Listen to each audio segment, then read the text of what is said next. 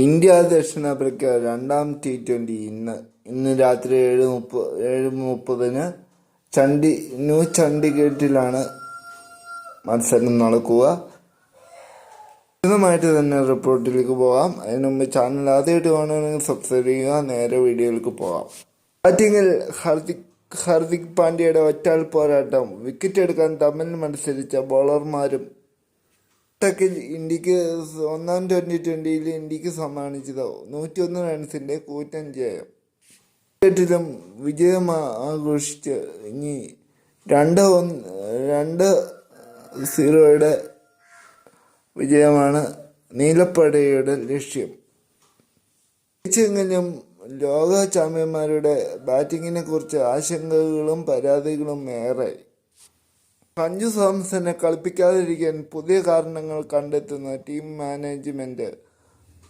Captain Suryakumar യാദവും poster boy ഗില്ലും തുടരെ പരാജയപ്പെട്ടിട്ട് team management കണ്ണടയ്ക്കുന്നു.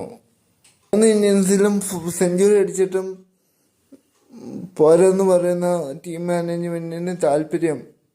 അവസാന 10 ഇന്നിങ്സിന് 229 റൺസ് മാത്രം എടുത്ത ഗില്ലിനെ മിസ്റ്റർ T20 എന്നറിയപ്പെടുന്ന സൂര്യകുമാർ യാദവിന് അവസാന 10 ഇന്നിങ്സിൽ നേടാനായത് 238 റൺസാണ്.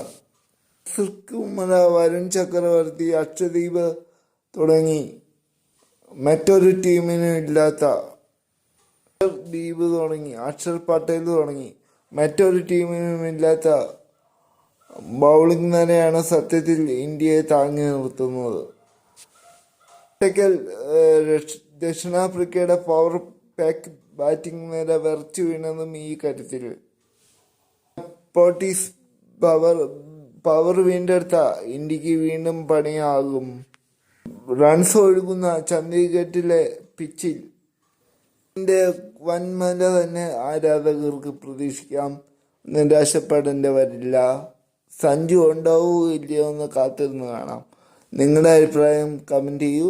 അപ്പോൾ മറ്റൊരു വീഡിയോ ആയിട്ട് വീണ്ടും കാണാം. നന്ദി, നമസ്കാരം.